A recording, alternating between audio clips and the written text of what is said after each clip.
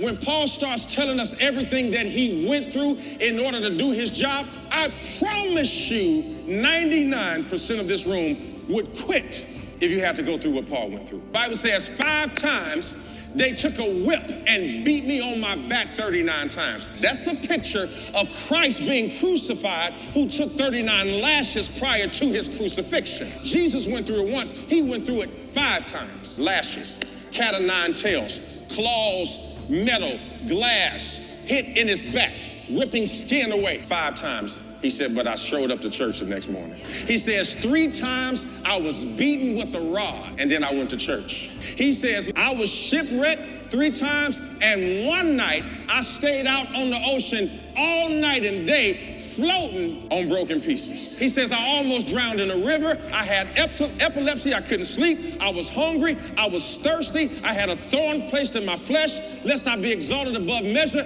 And every time I went through one of those things, I showed up and did my job. You don't have an excuse not to worship because you're stressed out. You don't have an excuse not to come to church because you had a bad breakup. You don't have an excuse not to worship God because you don't get enough money on the job. I will bless the Lord at all times, and his praise